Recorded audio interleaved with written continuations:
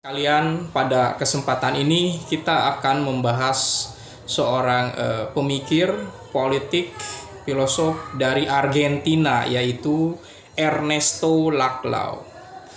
Ernesto Laclau lahir pada tanggal 6 Oktober, lahir di Buenos Aires, Argentina, dan meninggal di Sevilla, Spanyol.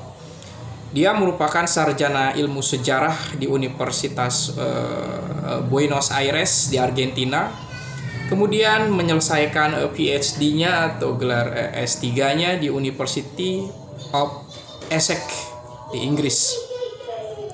Kemudian dia menjadi seorang profesor political theory di Universitas Essex, mendirikan program pascasarjana Ideology and Discourse Analysis, dan aktif di Center for Theoretical Studies in the Humaniora and Social Science. Kemudian dia pernah aktif jadi anggota di Socialist Party of Nation Left atau PSIN. Dia pernah juga dekat dengan paham Peronisme dan Sosialis Confederation di Argentina.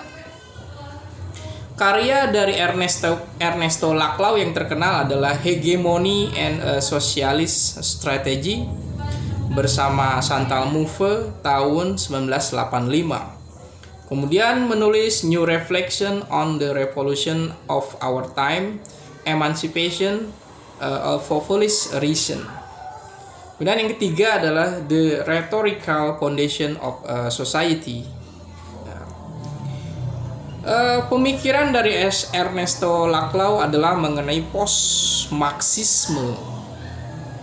Laclau dan Chantal Mouffe menolak determinisme ekonomi dari Karl Marx atau Marx tradisional, dan menempatkan kelas buruh sebagai satu dari banyak antagonisme baru. Jadi Laclau menolak determinisme ekonomi Marx tradisional. Demokrasi radikal yang menghargai pluralitas dan konflik sebagai elemen demokrasi sejati diapresiasi oleh Laclau. Jadi bukan hanya kelas buruh yang bisa membuat gerakan progresif atau melakukan perubahan. Banyak lagi elemen atau entitas masyarakat yang bisa melakukan suatu perubahan. Itulah teori tentang post-Marxisme. Jadi bukan hanya kelas buruh, bukan hanya persoalan isu ekonomi, bisa isu lingkungan, isu kesejahteraan, isu kebudayaan, itu bisa menjadi suatu tema atau suatu wacana yang bisa menggerakkan massa. Kemudian setelah post-Marxisme adalah mengenai hegemoni. Hegemoni adalah bukan sekedar dominasi kelas. Bagi Laclau, hegemoni adalah proses membangun makna bersama melalui diskursus yang menyatukan berbagai tuntutan atau identitas yang menjadi satu proyek politikal universal sementara waktu. Jadi hegemoni itu dia apresiasi juga bukan sebagai dominasi kelas, tapi membangun suara bersama, membangun kesepahaman bersama untuk melakukan suatu gerakan. Dan tentu saja hegemoni di sini bukan hanya sekedar diskursus saja, tapi memang gerakan yang bersifat praksis. Kemudian ada teori diskursus. Diskursus bukan hanya kata, ia adalah praktek sosial yang membentuk realitas dan identitas.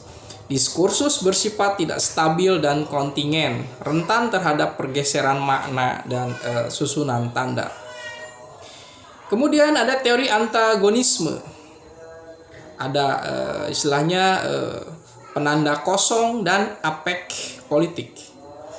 Dalam situasi dislokasi sosial muncul penanda kosong atau empty signifier, seperti istilah rakyat yang bisa diisi oleh berbagai tuntutan, misalnya gerakan rakyat bertanya atau rakyat bergerak. Nah, ini adalah empty signifier. Ini memungkinkan terbentuknya solidaritas politik berdasarkan perlawanan bersama. tentang isu keadilan, tentang kesejahteraan. Ini kan suatu yang bersifat penanda kosong gitu kan, empty signifier, dan bisa digunakan oleh berbagai elemen, misalnya elemen feminisme, petani, buruh, dengan isu tentang kerakyatan. Kemudian Ernesto Laclau juga berbicara mengenai populisme. Bagi Laclau, populisme sebagai fenomena vital di dalam demokrasi. Laclau menciptakan narasi orang banyak atau the people melalui penanda-penanda kosong yang menyatakan divergensi ke dalam oposisi terhadap elit. Jadi bagi Laclau yang namanya empty signifier, misalnya kata rakyat bergerak, rakyat menuntut, ya kata rakyat ini bisa digunakan untuk memobilisasi massa menjadi suatu perekat gerakan bersama gitu untuk membuat suatu perubahan. Hegemoni menurut Laclau bukanlah sekedar dominasi satu kelompok atas yang lain.